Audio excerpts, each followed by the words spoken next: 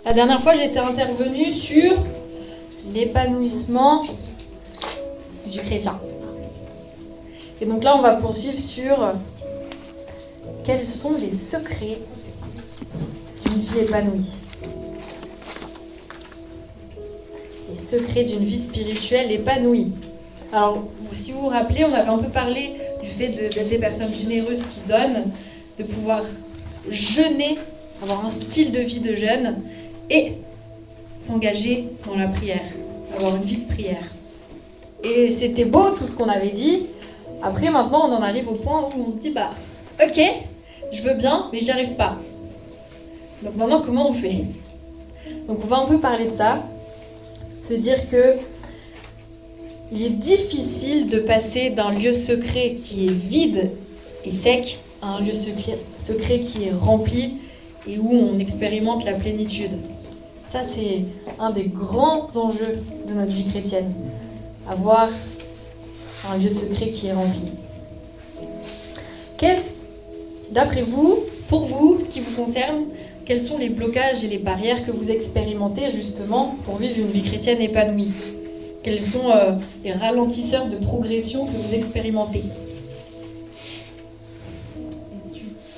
Les études, ok. Là, c'est très précis. Le travail. L'entourage, ok.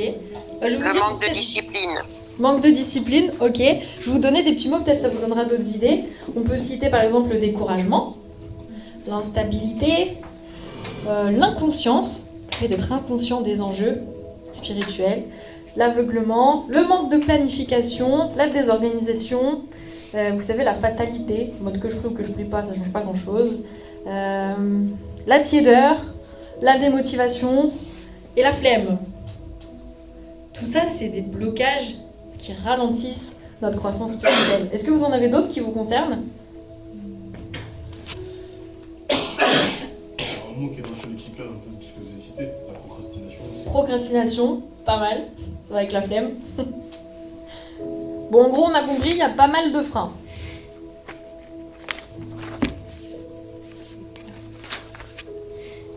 Donc, comme en fait, on me fait intervenir sur le côté psy, parce que je suis psychologue, pour ceux qui ne savaient pas, voilà.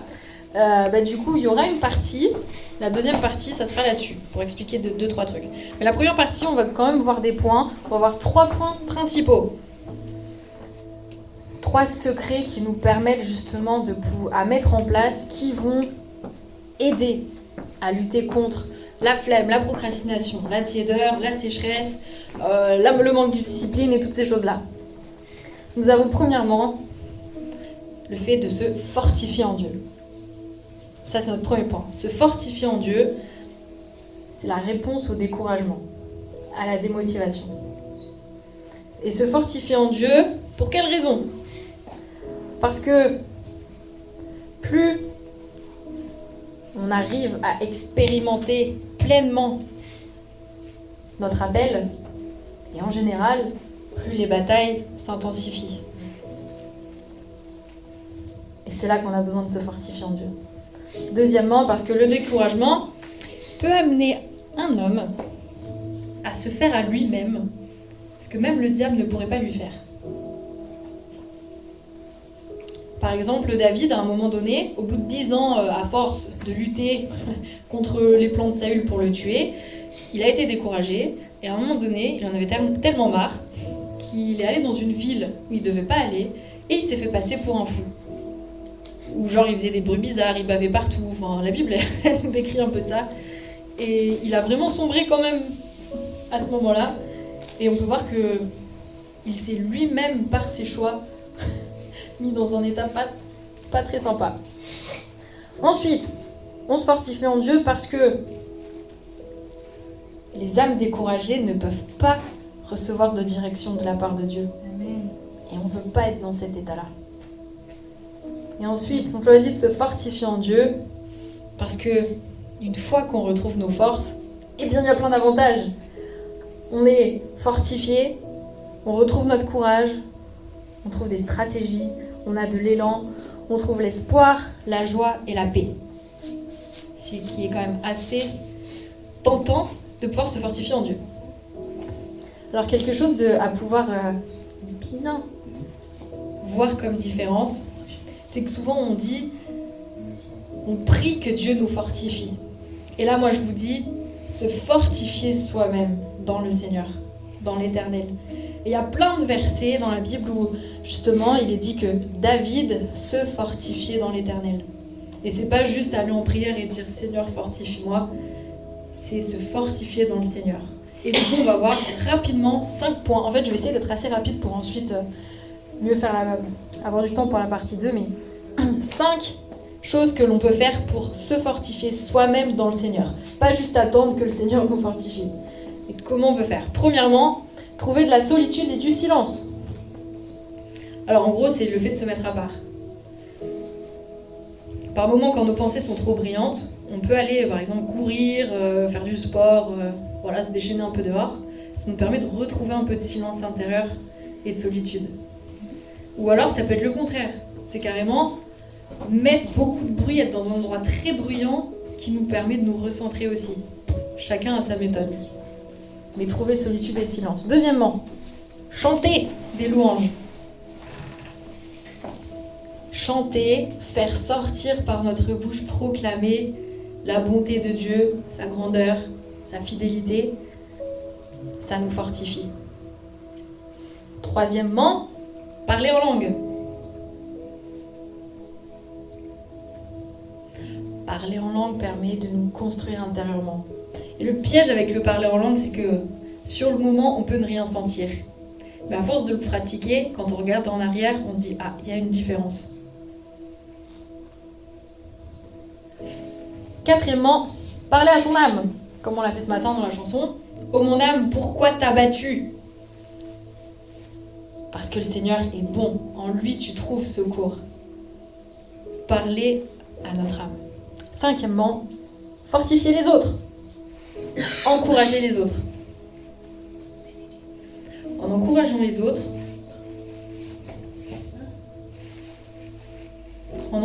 les autres, on trouve nous-mêmes de l'encouragement. Et alors souvent on peut tomber dans le piège de se dire, vu que moi ça va pas, je me mets un peu à part et je ne m'approche pas trop des autres. Alors que si on voit dans la Bible, Joseph, il a interprété les rêves en prison. Jésus, il a guéri quelqu'un en même temps qu'il était en train d'être arrêté. On peut s'encourager en encourageant les autres. Donc ça fait 5 points. Trouver de la solitude et du silence, chanter des louanges à Dieu, parler en langue, parler à son âme et fortifier les autres. Rapidement, on va passer à notre deuxième point. Premier, c'était se fortifier en Dieu, qui nous aide à trouver des réponses au découragement et la démotivation. Deuxième point, instaurer un système. Et ça va vraiment être un point central. Instaurer un système.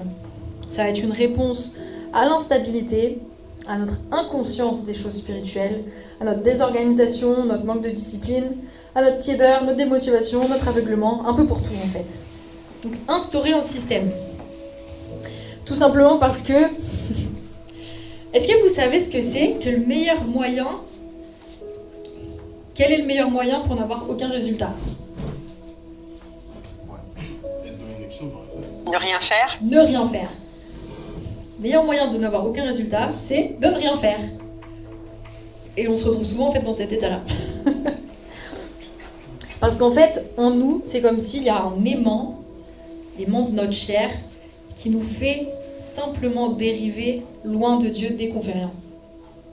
Donc dès qu'on fait rien, c'est pas le hasard qui nous approche de Dieu, c'est le contraire. Dès qu'on fait rien, on dérive loin de Dieu.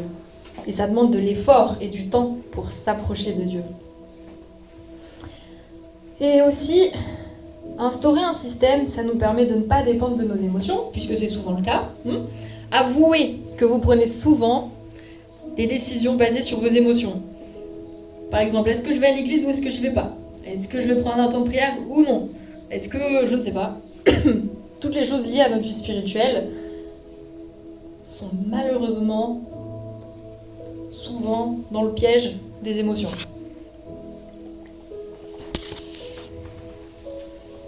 Et quand on se laisse diriger par nos émotions, sachant que c'est pas mauvais les émotions, on en avait déjà parlé, c'est utile. Mais quand on se laisse diriger par nos émotions, on devient irresponsable. Or, il est bon pour nous d'instaurer un système pour être responsables. Devant Dieu, nous sommes responsables. Nous sommes responsables du dépôt qui sont en nous. Alors du coup, je vais vous faire répéter après moi. Dites, je ne volerai pas cette génération de la grâce que Dieu a mis en moi. Je ne volerai pas cette génération de la grâce que Dieu a mis en moi. En étant irresponsable, jamais. Je ne volerai pas cette génération de ce qui est en moi parce que je suis irresponsable. Je vais être responsable.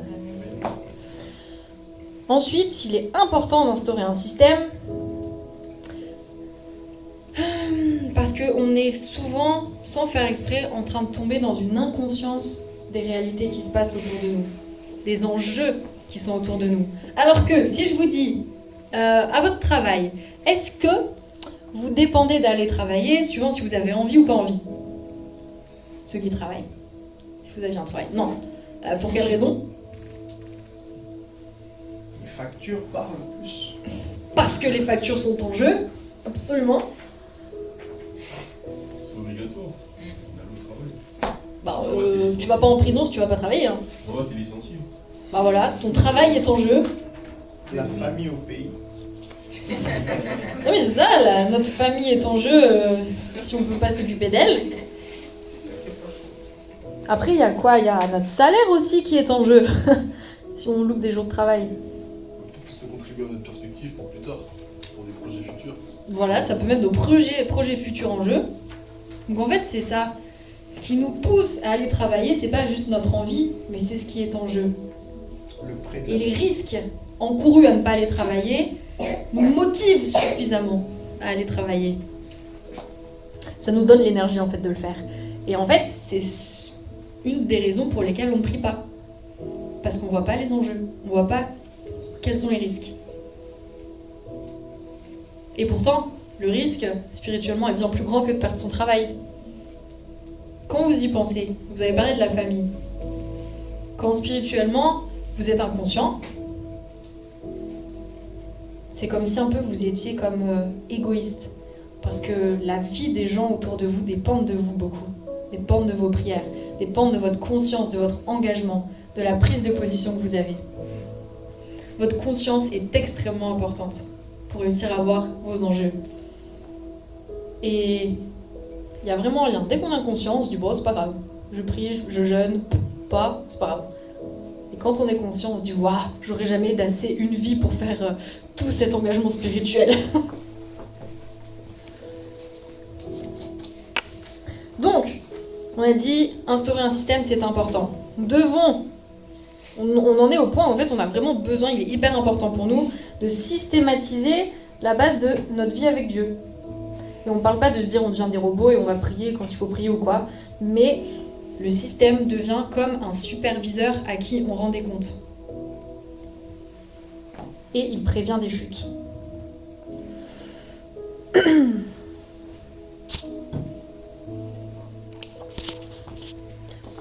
Parce que c'est dur de le dire, mais on n'est pas fiable. Donc on a besoin de rendre des comptes à quelqu'un. Et le système qu'on met en place est notre superviseur. Du coup, la question à se poser, c'est quel est votre système? Quel est le système que vous mettez en place dans votre vie avec Dieu, dans votre vie spirituelle? Peut-être que vous n'en avez pas. Et ce matin, ça va être, pourquoi pas, l'occasion d'y réfléchir.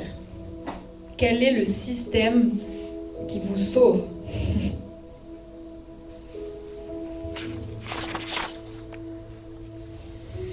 Et souvent, en fait, on se dit oui, sinon ça devient trop religieux. Mais regardez donc.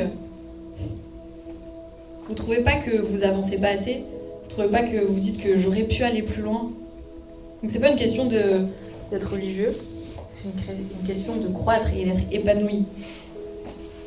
Donc nous avons besoin d'être méthodiques dans notre croissance. Et d'ailleurs, peut-être que vous avez remarqué ça, mais c'est une des grandes différences entre les chrétiens que vous voyez grandir, être épanouis, forts, et ceux qui stagnent, qui ont tendance à stagner. Il y en a, ils font constamment la même chose. Ils ont des programmes, ils ont des habitudes que les autres n'ont pas. Et on va encore répéter ensemble. J'obtiens grâce pour maintenir ma vie spirituelle en systématisant mon approche. J'obtiens grâce pour maintenir ma vie spirituelle en systématisant mon approche. Dans le nom de Jésus. Amen. Vous y croyez, vous obtenez grâce pour avoir la sagesse de mettre en place un système qui soutient votre vie spirituelle et qui vous évite des chutes. Amen. Alors, certaines stratégies que notre système nous demande de mettre en place nous permettent d'éviter certaines personnes, certaines activités, ou alors de prévenir certaines déficiences. Par exemple, si on sait qu'on a du mal à se lever, notre système va nous permettre de se dire, t'as du mal à te lever, donc mets un deuxième réveil 10 minutes avant. Ou alors, le dimanche matin, t'as du mal à te lever, le système te dira, couche-toi tôt samedi soir. Et ça sera vraiment des directions internes, des systèmes qu'on se donne. Et un des grands points positifs d'avoir un système constant, c'est qu'il nous permet d'entendre Dieu même dans les jours difficiles. Parce qu'on ne fait pas des retraites de prière que quand il y a des crises. Parce que quand on est en crise, c'est là qu'on dit, oh purée, il faut vraiment que j'entende la direction de Dieu, que Dieu puisse intervenir. C'est là où on est vraiment en détresse. Sauf qu'en systématisant, on a un accès constant. Et il y a quelque chose que du coup je vais vous dire, que vous saviez peut-être pas.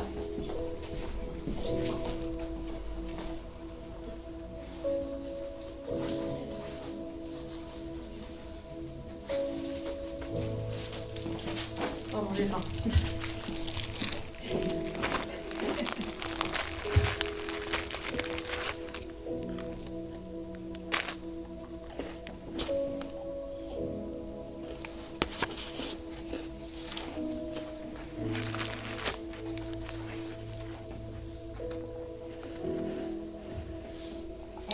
Pour ma défense, je suis enceinte. Quand j'ai faim, j'ai faim. Maintenant, avant, ça le faisait pas.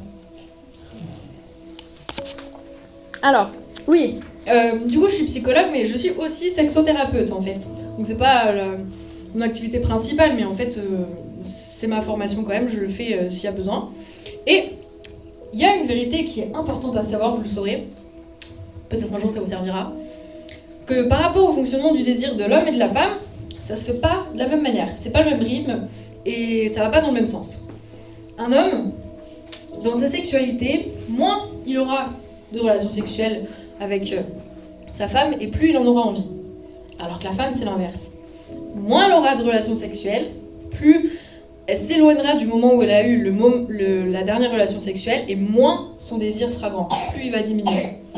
Et en fait, ça marche pas du coup sur le même tempo, hein.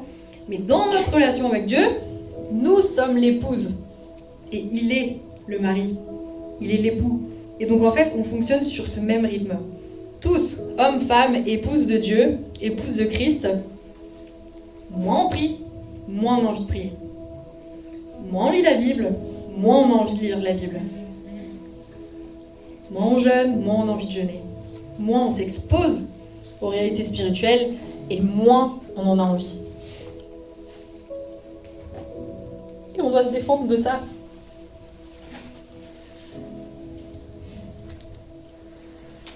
Donc, comme bilan, retenez, réfléchir à avoir un système dans votre vie est primordial pour votre réussite.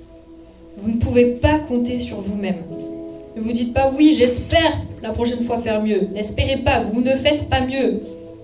C'est pour ça qu'on en est là, on ne fait pas mieux. Parfois oui, mais généralement non. Donc ne comptez pas sur vous-même, mettez un système en place à qui vous rendrez des comptes et qui vous sauvera de plein de choses. Par exemple, de la culpabilité de ne pas avoir passé du temps avec Dieu alors que vous le souhaitiez. Par exemple, hier soir, j'avais déjà, ça faisait quelques semaines déjà que j'avais des idées pour finir de préparer tout ça, mais hier, dans la journée, j'ai dû prendre encore 2 heures pour écrire, alors que je déteste rédiger, c'est vraiment quelque chose que j'aime pas. Et après le soir, il fallait encore que je relise ce que j'avais fait, et surtout, que je prenne un temps de prière, hein, en plus de ça. Ah ben j'avais pas envie. Je venais de sortir de ma sieste, je devais lire encore des trucs pour le travail et tout, et après je devais faire ça. Je me disais non, et après je me suis dit non, allez, le système est là. Il y a une règle qui est on ne relit pas ses notes, une règle pour moi, hein, on ne relit pas ses notes sans inspiration ou remplissage du Saint-Esprit préalable. On ne fait pas ça, sinon on ne peut pas savoir si c'est bien ou pas. Du coup je me suis dit bon, j'ai pas envie, mais je vais commencer. Et j'ai parlé en langue, pris un petit temps de prière avant, et ensuite j'ai fait mes notes. Et vous savez ce que ça m'a évité ? La culpabilité. La culpabilité d'avoir mal préparé, d'être mal préparé. Donc rappelez-vous, votre système, il peut vous sauver de plein de choses, et notamment la culpabilité qui est désagréable. Ensuite, dernier point pour les solutions qu'on a dit. Se fortifier en Dieu, mettre un système en place, et ensuite approfondir les 5 vérités qu'on va voir. Approfondir les 5 vérités qu'on va voir, c'est un remède à la tiédeur. Puisque du coup, c'est plutôt des vérités qui nous permettent d'être en feu. Alors premièrement, approfondir les 5 vérités. On a dit donc premièrement, approfondir la connaissance de Dieu.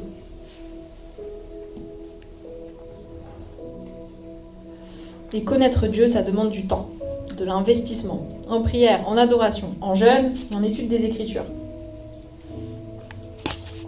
Approfondissement de la connaissance de Dieu, ça nous permet, comme David, lorsqu'il allait être il a avancé contre Goliath, il a dit, il n'était plus en fait dans le doute ou quoi, il disait maintenant je sais qui est mon Dieu et c'est au nom de ce Dieu que j'avance contre toi et que je vais réussir.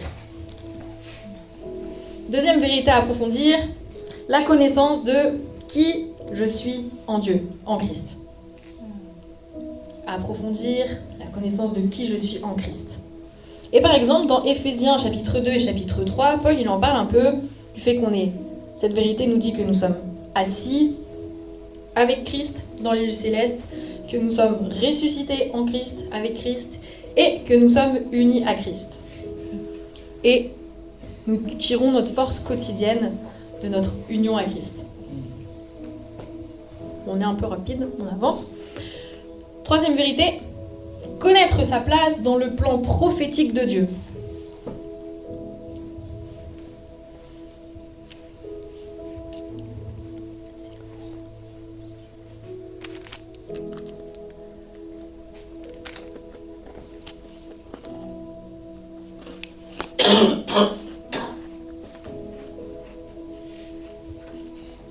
Répétez après moi, il y a une place pour moi. Il y a une place pour moi. Amen. Donc cette vérité, elle est à approfondir du fait qu'il y a une place pour nous dans le plan prophétique de Dieu. Et quand on s'en rend compte, les limitations de notre passé, de notre background, disparaissent aussitôt. Et on sait qu'on est un composant important du programme de Dieu sur Terre. On peut admirer des hommes de Dieu, mais ne le faisons pas au détriment de notre confiance en soi, en nous-mêmes. Rendez gloire à Dieu pour des grands hommes de Dieu, des grandes femmes de Dieu, mais pas au détriment de la confiance que vous avez en vous-même. Célébrez ceux que Dieu élève, mais gardez en tête qu'il y a un rôle que personne ne pourra jouer à votre place. Encore une fois, ce qu'on disait tout à l'heure, que cette génération ne soit pas privée du dépôt de l'esprit qui est en toi. Du dépôt. Du dépôt, je pense, ça se dit, de l'esprit. Ça se dit pas déposite. Ça se dit pas?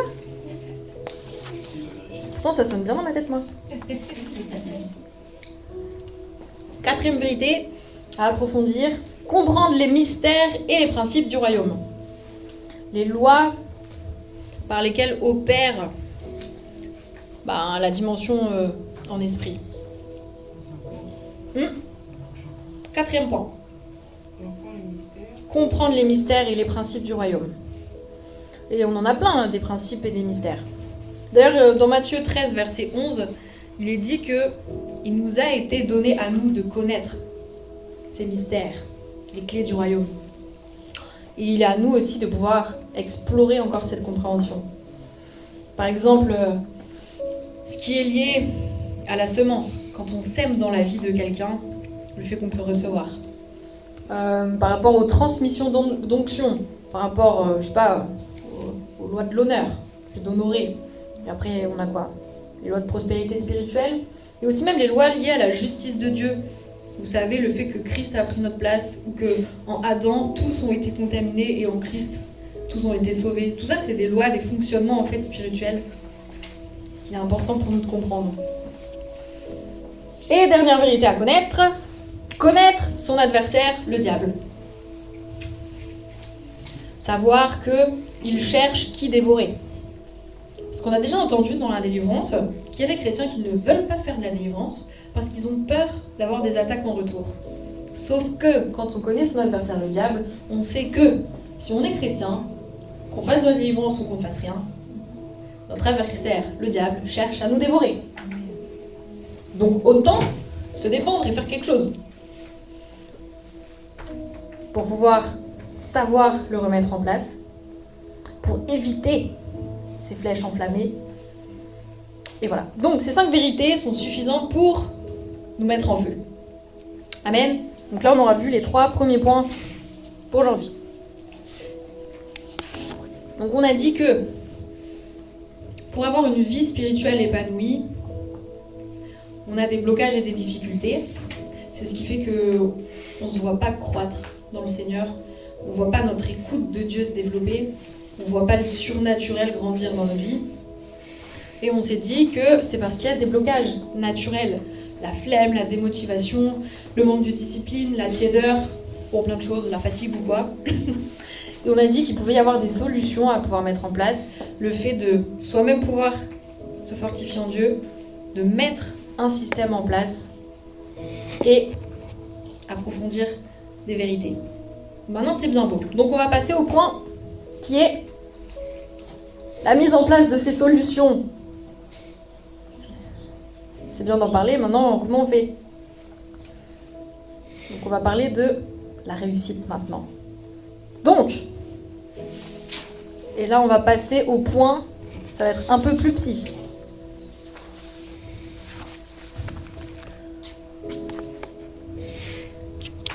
Donc là, on va dire, ça va être notre deuxième partie pour aujourd'hui. On va appeler la réussite. C'est bien comme ça. Et donc, premier point pour la réussite, c'est de comprendre qu'on a besoin de passer par un processus de changement. Et c'est cette incompréhension du changement qui fait qu'on rate. Donc, le modèle de changement que je vais vous présenter, il est très à propos, il est lié aux addictions.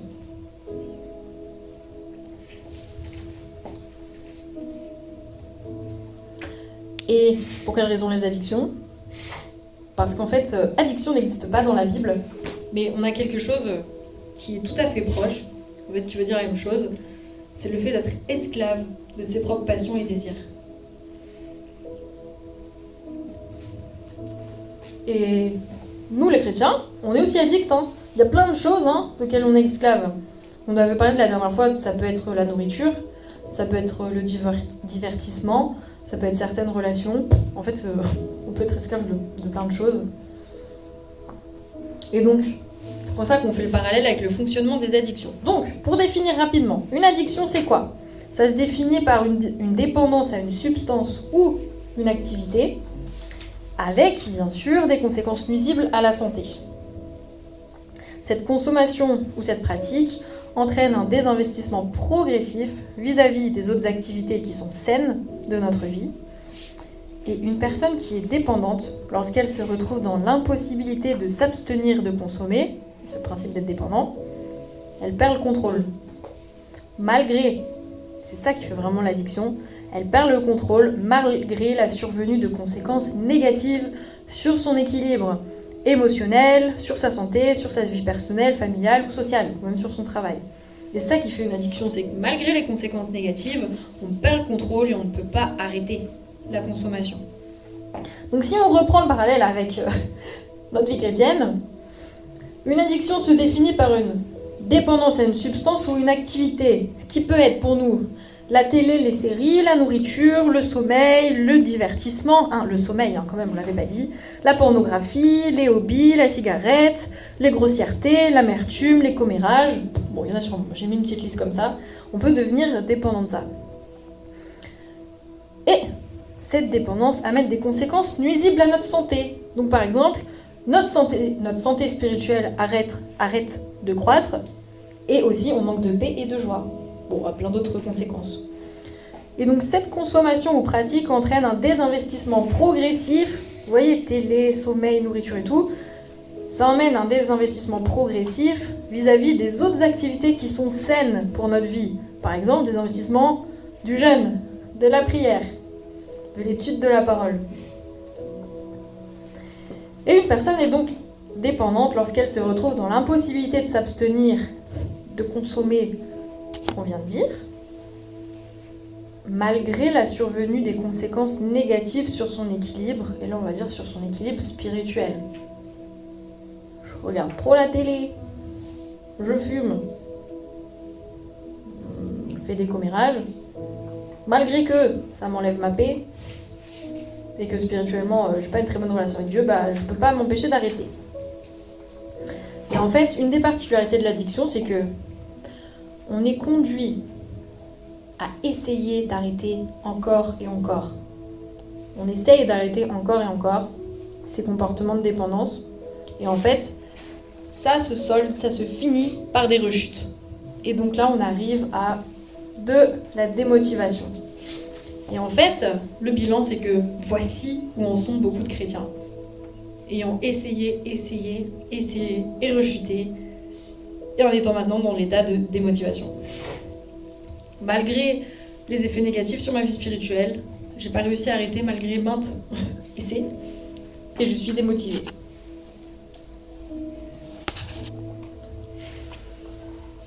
Donc, sachant que l'addiction, ça commence par la recherche de plaisir.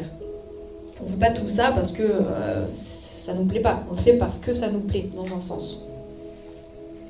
Et la dépendance, c'est lié à un phénomène de tolérance ou d'habituation. Et on peut voir que plus on s'éloigne de Dieu, et plus on s'habitue à être loin de Dieu. Plus on pêche, et plus notre conscience se ferme. Et on pêche encore plus.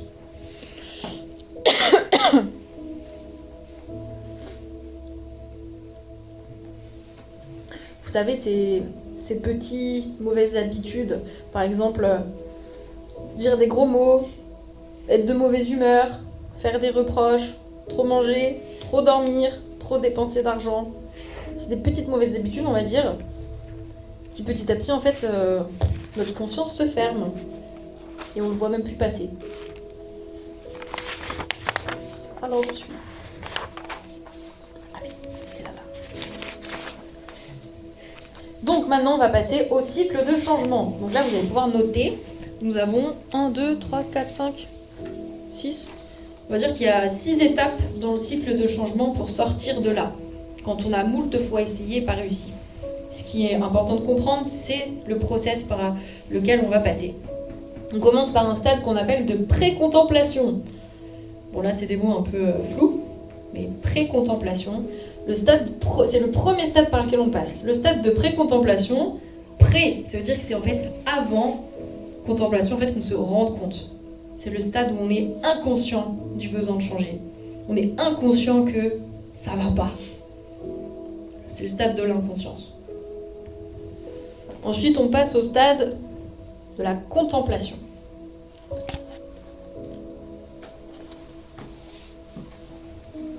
La contemplation, c'est le stade où on commence à réaliser que peut-être ça irait mieux dans notre vie s'il y avait un changement, si on arrêtait ce qu'on fait.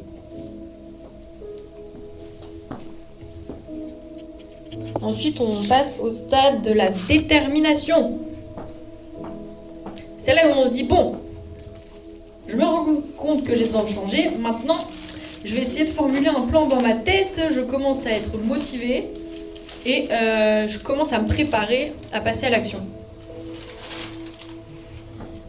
Bon, je vois que vous endormez. Réveillez-vous.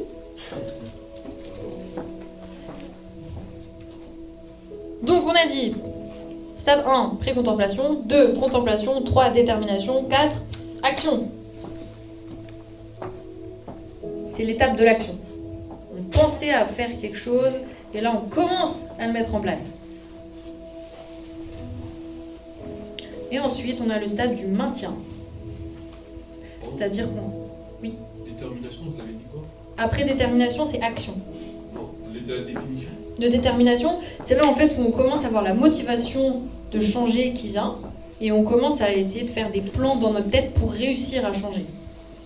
Ensuite, on passe à l'action, et bien du coup, on met en place ces plans auxquels on a essayé de réfléchir.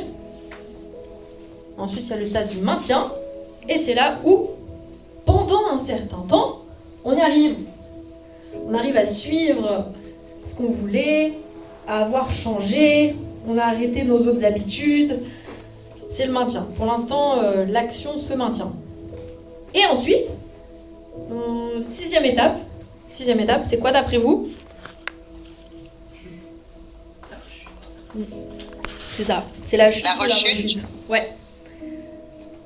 Sixième étape.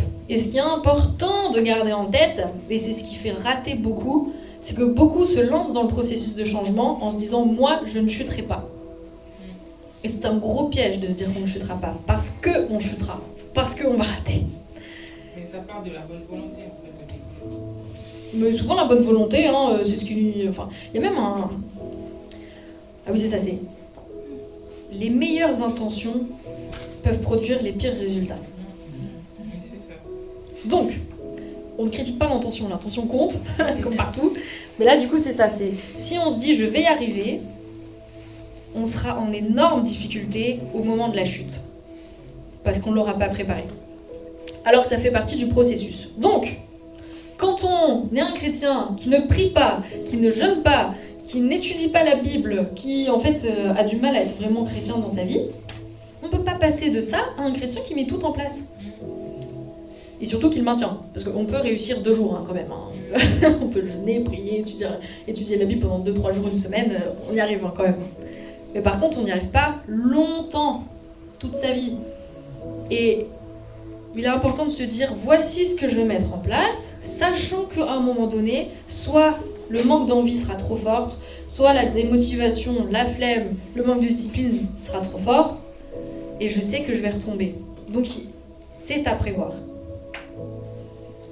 Et ce processus, avant, en fait, qu'on sorte de ce processus, on ne sort pas par la chute, mais on sort par le maintien.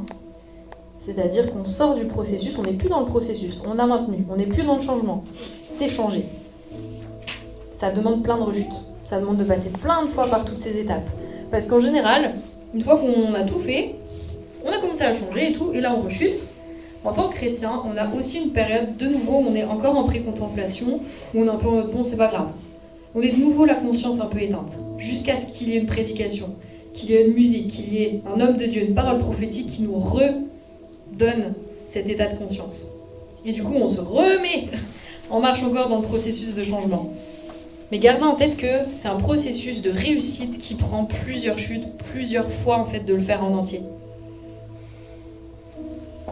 Alors maintenant, ça nous amène, donc là on a dit, pour la réussite, premier point, c'est comprendre le processus de changement de notre addiction à une vie liée au monde, quoi. On a dit que ça prenait plusieurs rechutes pour réussir. Et le deuxième point qui va nous aider, d'ailleurs, à aller jusqu'au bout de ce processus de changement, c'est ce qu'on appelle la compréhension de l'ambivalence. Et c'est ce qui manque beaucoup. Ça a l'air un peu flou comme ça. Alors l'ambivalence, en fait, c'est le fait que tout n'est pas noir, tout n'est pas blanc. C'est pas le tout ou rien. C'est pas soit quelqu'un est méchant, soit il est gentil. Soit je réussis, soit j'échoue. Ça, c'est vraiment la pensée dichotomique ou manichéenne, on dit. En gros, c'est le tout ou rien. Justement. Même d'ailleurs dans nos processus psychologiques, nos processus de maturation psychologique, nous font petit à petit comprendre les nuances. Et ça, c'est juste dans les stades de développement psychologique. Mais quand on est chrétien, comme tout le monde, on manque aussi de cette souplesse, de cette compréhension des nuances. Et donc du coup, on va se mettre une rigidité et des exigences élevées qui nous font chuter, qui nous font rater.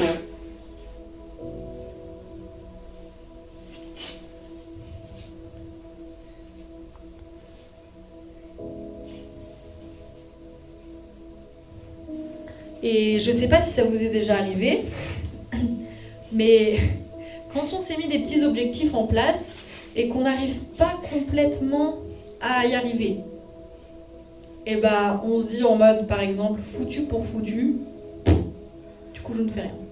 Ou alors, c'est des phrases un peu toutes faites qu'on a comme ça, ou alors, au point où j'en suis, bon bah, je vais continuer à regarder la télé. Ou je vais continuer à dormir.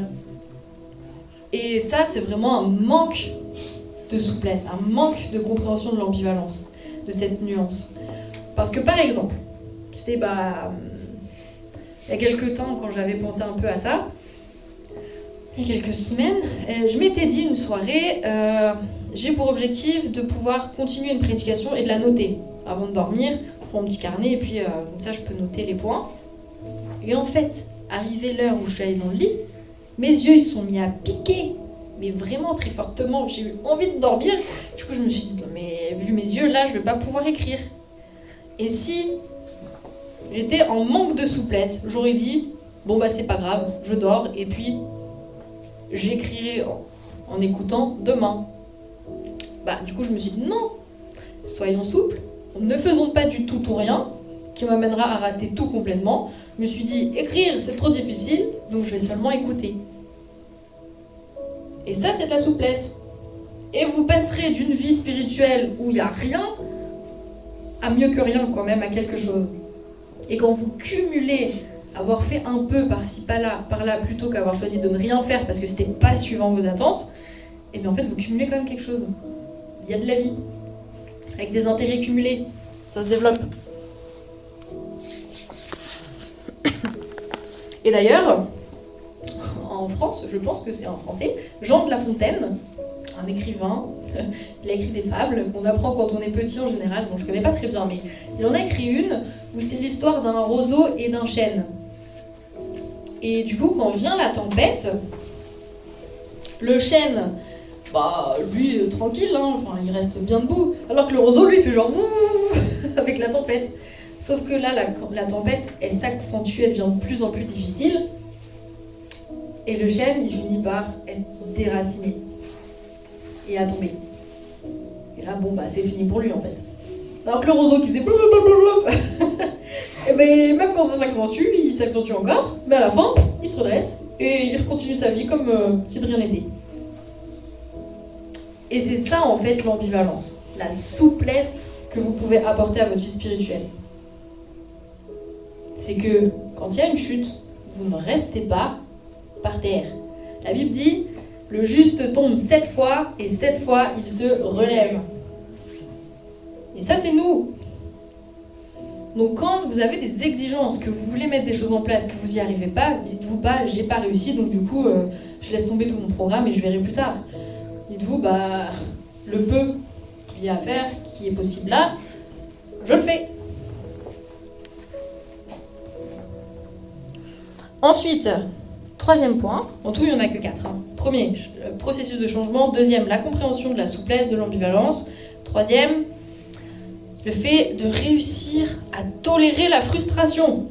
La tolérance à la frustration. C'est quelque chose, ça a un sacré point. C'est justement la difficulté qu'on a quand on a envie, par exemple, de regarder la télé, alors qu'on sait que là, il est plutôt nécessaire pour nous d'avoir un petit temps de communion avec Dieu. On sait combien ça va être bénéfique pour notre âme, mais l'envie est trop forte de pouvoir regarder la télé. Et donc du coup, là, on sent que si on ne regarde pas, on a la frustration qui monte. Et c'est dans plein de choses, là c'était juste l'exemple de la télé, mais être frustré, c'est ce qui va souvent nous faire pencher plutôt vers continuer plutôt que se tourner vers la croissance spirituelle. et pouvoir essayer de supporter le fait de différer un plaisir.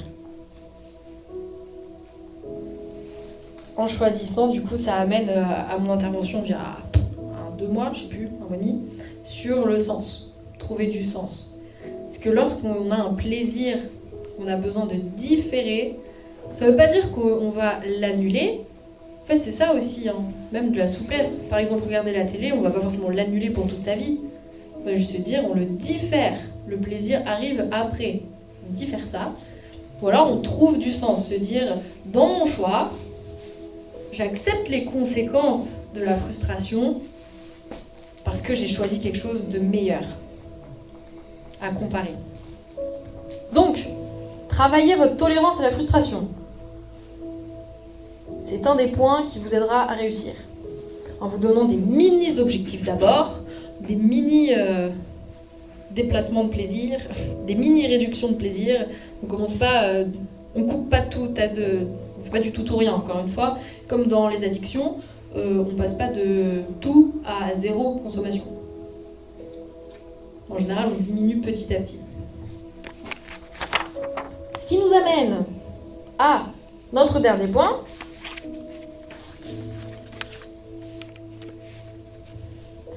Comme solution pour la réussite, c'est ce qu'on appelle l'implémentation. Christopher, tu peux noter. L'implémentation. C'est un mot compliqué, vous l'avez peut-être pas entendu. L'implémentation à l'action. C'est le fait de pouvoir programmer son action. En fait, c'est quelque chose qui a été étudié en psychologie sociale au niveau de la prévention, et notamment de la prévention, par exemple, du cancer du sein. On faisait passer des petits questionnaires en fait, à des femmes en leur demandant « Est-ce que vous pensez vous faire dépister ?» Passer l'examen de dépistage du cancer du sein. Tout le monde disait oui. La plupart, en tous les cas, disaient oui. Et là, en fait, on allait les suivre un peu après pour voir qui l'avait fait. Donc, dans le questionnaire, il y avait « Est-ce que vous comptez le faire ?» Oui. Et en plus de ça, il y avait « Quand ?» Une moitié, on leur demandait quand. Est-ce que vous allez prendre rendez-vous? Et l'autre, on leur demandait rien. Et en fait, celle qui avait dû remplir le questionnaire avec le quand, le pourcentage était extrêmement plus élevé du dépistage effectivement réalisé, plutôt que celle qui avait seulement dit que oui, elles aimeraient bien se faire dépister. Donc, c'est-à-dire qu'à partir du moment, tout simplement, où on prévoit de faire une action, eh bien, on augmente significativement notre chance de la réaliser. Et ça veut dire que ça demande un peu de précision. C'est pas seulement « oui, je veux plus prier ». C'est même ce matin, si vous dites « ah tiens, ça me motive à prendre plus de temps de prière », tout le monde va avoir peut-être cette pensée-là. Par contre, ceux qui vont réussir, c'est ceux qui vont se dire « quand est-ce que je vais le faire ?» Est-ce que je me dis déjà combien de temps? Est-ce que ça sera 10 minutes? À quelle heure lundi? À quelle heure mardi? C'est ceux qui en fait font une programmation de leur action. C'est pas seulement dire oui, j'ai envie. Pardon, c'était l'implémentation à l'action. Implémentation à l'action.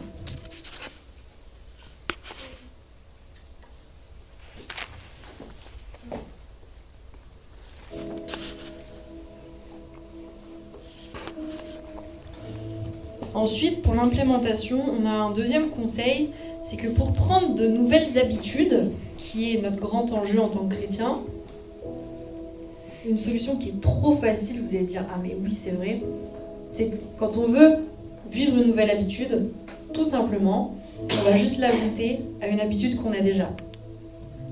Par exemple, vous vous couchez tous les soirs, c'est une habitude. Vous pouvez joindre votre nouvelle habitude à cette habitude. Ou alors vous mangez tous les jours à telle heure, ou des fois même quand c'est pas défini, vous savez juste qu'il n'y a pas d'heure, mais vous savez que tous les jours vous le faites. Par exemple, je sais pas, aller se laver les dents, ou aller faire caca, ou je sais pas, des trucs où mettre ses chaussures, des choses où on le fait pas forcément à une heure précise, mais on le fait tous les jours. Bon, sauf ceux qui sont constipés, bon, voilà, mais en gros, sinon il y a des choses qui sont récurrentes, il n'y a pas d'heure forcément, mais l'habitude est là. Et pour prendre une nouvelle habitude, on va juste la joindre à une habitude qui est déjà préexistante. Ce qui va faciliter la prise d'habitude. Et quelque chose à respecter, s'il vous plaît, ne prenez pas plusieurs nouvelles habitudes en même temps. Sinon, vous allez presque vous assurer d'échouer. C'est trop dur. Par exemple, si vous dites, tiens, je voudrais lire un chapitre par jour. Ok. Vous dites pas, par exemple, je vais lire un chapitre par jour, plus retenir des versets, plus aller trouver les significations des mots en hébreu. Commencez déjà à mettre en place une petite habitude de lire tous les jours. Ensuite, vous pourrez rajouter encore autre chose tous les jours. Enfin, cumuler petit à petit. On ne fait pas plusieurs à la fois. Même si, dans notre tête, ça a l'air sage et effectivement, c'est bien. Lire, faire ça en plus et ça en plus, c'est bien. Sauf que, s'il n'y a pas de résultat, arrêtez de le faire. Donc, dernier point de l'implémentation, c'est de mettre en place un REX. On le fait bien en entreprise, c'est ce qu'on appelle un retour d'expérience. Documentez vos difficultés. Documentez vos facilités. Documentez vos réussites et vos échecs.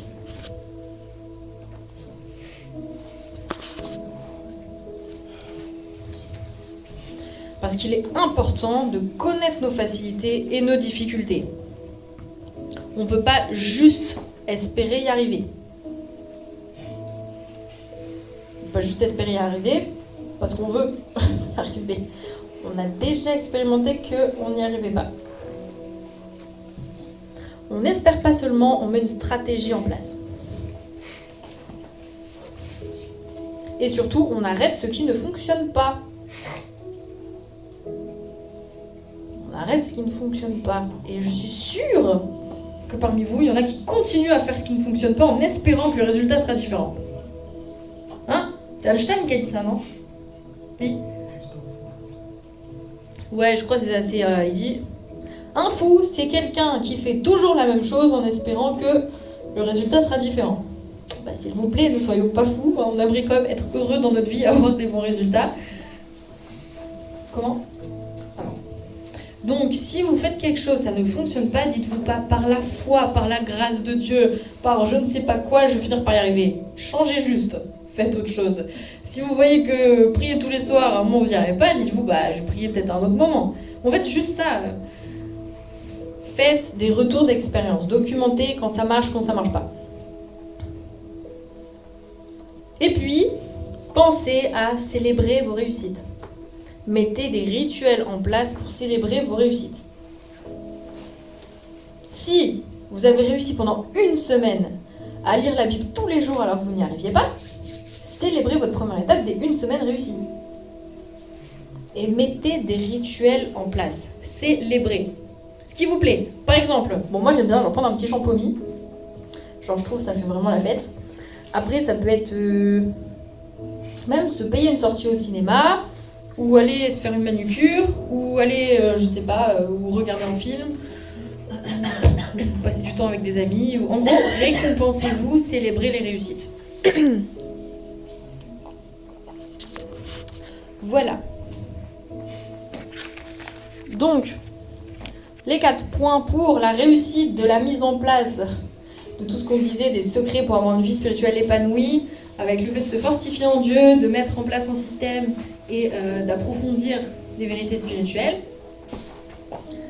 On comprend qu'il y a des rechutes et des chutes dans notre processus de changement, d'amélioration. On s'affaire à s'assouplir. On met des efforts dans notre assouplissement.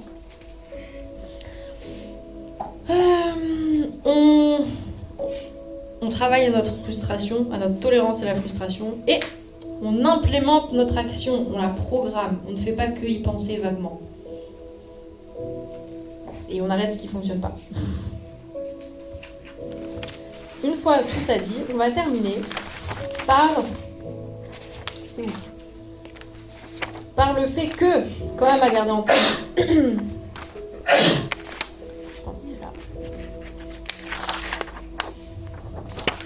C'est ça.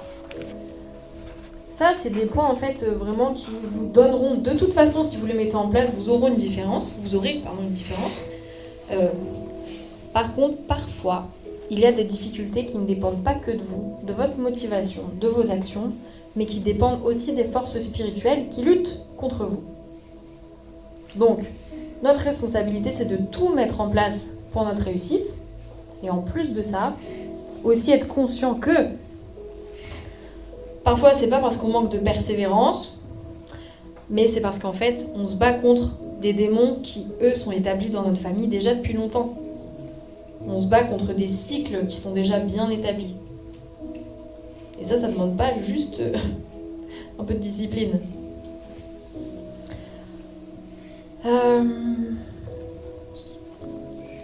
Par exemple, il peut y avoir des cycles, peut-être vous voyez ça dans vos familles, où on voit de l'immoralité sexuelle, de la trahison, de l'infidélité, du mensonge, de la grossièreté, du péché, des mauvaises habitudes. Et en fait, c'est pour cela aussi que la résistance, elle est forte dans votre vie à réussir à mettre des nouvelles habitudes en place.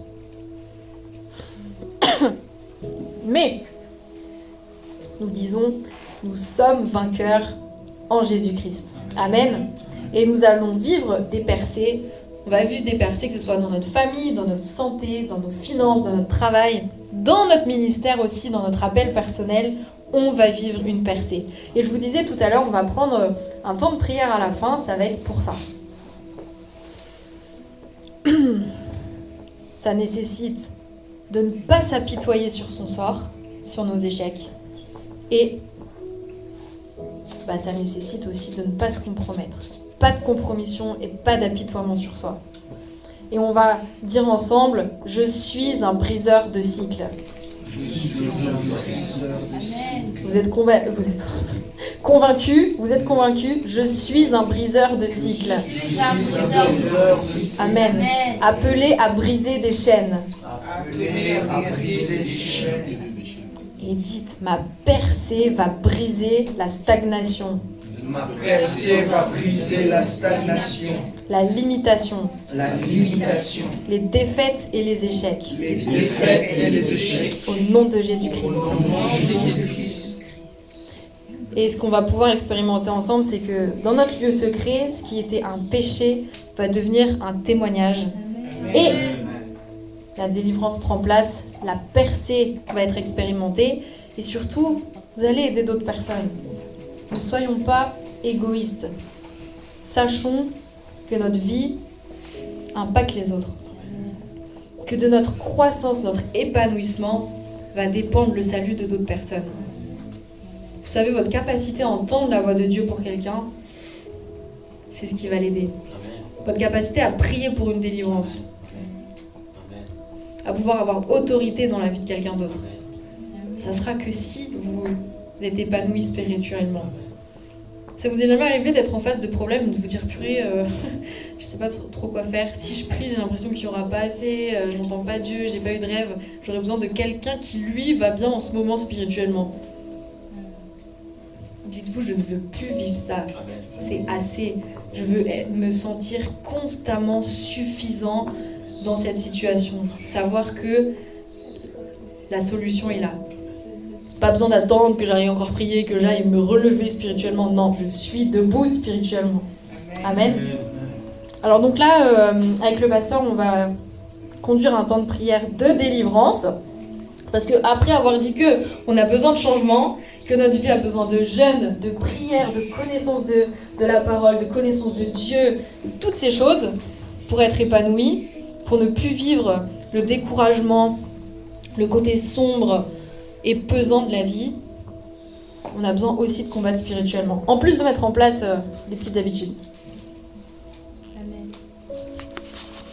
Donc ce qu'on va faire...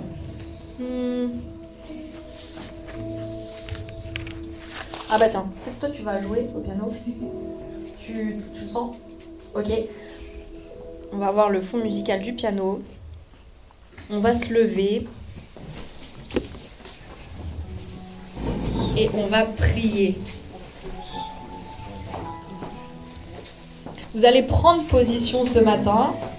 Et j'espère que vous êtes dans un état où vous vous dites je veux plus, et c'est assez pour moi d'avoir été retenue à ce niveau-là.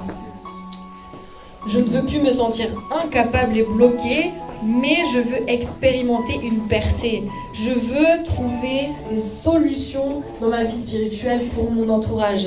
Je veux trouver des solutions pour entendre la voix de Dieu facilement. Je ne veux plus être en difficulté pour trouver la direction, pour trouver la sagesse dans ce que je dois faire. Je ne veux plus être en difficulté